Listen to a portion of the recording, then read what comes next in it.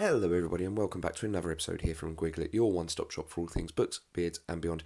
Today I'm offering you some last minute advice on the Gcse English Literature Paper 1 for Eduqas. Now this goes for any text you're doing. This should be the sort of video that should be just under 5 minutes there or thereabouts and will give you the advice you need to remember as you go into that examination hall. But if you haven't already, be sure to give this video a thumbs up, hit that bell icon for more things books, beards and beyond, and don't forget the Gwiglet guarantee. Drop me a comment and I'll get back to every single one of you. So let's get into it. Very first thing I would recommend anybody does is just simply breathe before you take the paper on. And that sounds obvious, that sounds a little patronizing, but bear with me when I say this. Majority of the people that make problems, issues, difficulties in this paper are the ones that rush into it. These are the people who will accidentally answer the wrong Shakespeare text. These are the people who will accidentally choose the wrong question.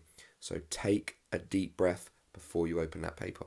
Now let's start with the second part of my advice here today, and that is focused on the Shakespeare text. So whether you're doing Romeo and Juliet, whether you're doing Macbeth, first of all understand there are two questions. The first question is an extract question. The extract will always be about something significant in the play. Turning point, a significant moment of action. Something is going to be deliberately chosen. These are not random lines now.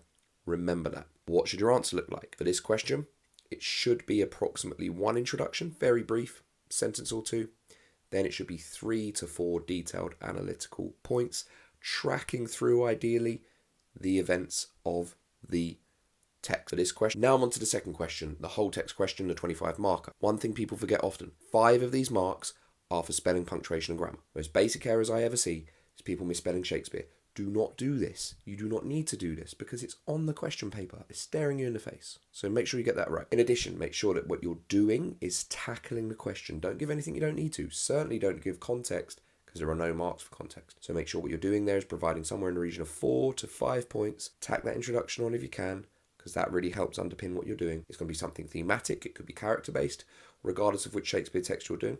It's important to make sure you've got that understanding. Now, we've done the Shakespeare part, regardless of which text you're doing. We're now onto the poetry anthology questions, and this is where it gets important. Slight differences, some things are similar. So, like the Shakespeare question, it's 2 points, 2 tasks. Like the Shakespeare question, we break them down into 15 marks and 25 marks. However, that's where the similarities end. What we want to do with the poem, first of all, they give you the poem, and they also, don't forget, they give you the list of all the poems and all the authors, so there's no excuse for forgetting them. Now, on this one, it's going to be about a poem and asking you to analyse the theme, whatever given theme it is. We start with an introduction. We start with a brief introduction again, 3 points again, like the 15 marker for Shakespeare. However, you are marked for context on this, so make sure you're including context in your analysis, in your quotations. Then that leads me on to question 2. So with question 2, we have to compare, and this is where you have to remember your own poem to go with it. Now, there is nothing on the mark scheme for Eduqas that tells you add points if they use this poem, reduce points if they use that poem, other than whichever poem you choose. Make sure you're choosing it accurately, wisely, and deliberately. That's crucial. Now, my advice would be, with your comparison, start with the new poem on question 2, and then go back to the poem you've already done. It's natural you may have some points of comparison anyway, because question 2 is going to ask to compare on the same theme you've just analysed for question 1. So it's important you get that sense of going back and forth between poems, short, sharp quotes. You are then what I call digging, so you're analysing deeper within the piece itself. That's all my advice for today. Drop me a comment if you have any questions. Good luck for the examination, and until next time, all the very best, and bye-bye.